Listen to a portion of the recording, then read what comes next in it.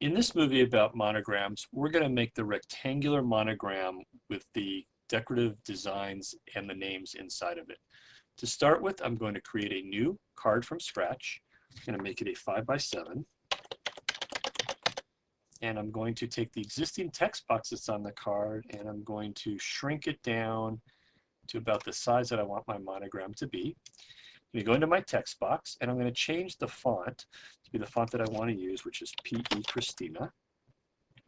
And the default font size that I want for this is 20. And from here, I'm going to type in the names.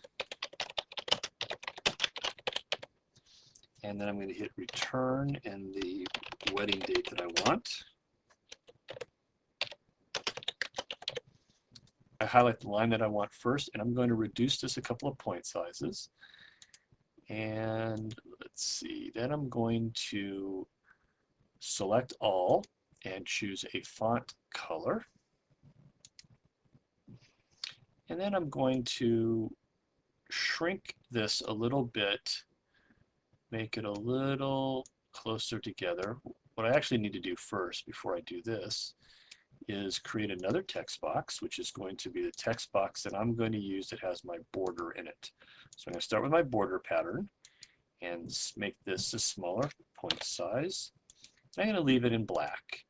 And then I'm going to position this text box up here at the top.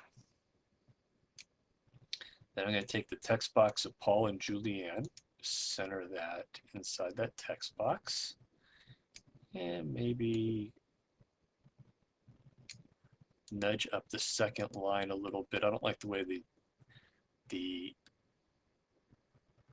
descender of August is dropping down so low, so I'm going to click this up a little bit. Then what I'm going to do is add yet another text box. And this text box is going to be the text box that has my decorative divider in it. And in this text box, I'm going to superimpose it.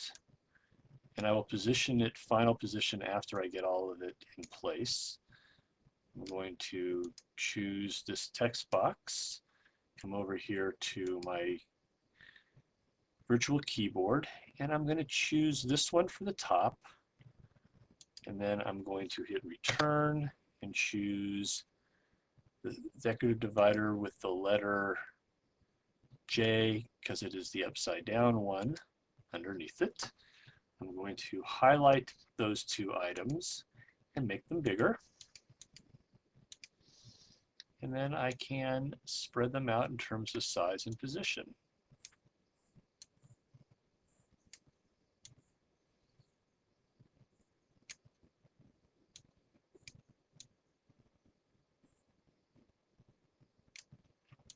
And there you have it. Now what we could also do with this is save this as an image file that we could then import into other cards that we would make, such as place cards or calling cards or any other event, or labels, or put it inside the envelope.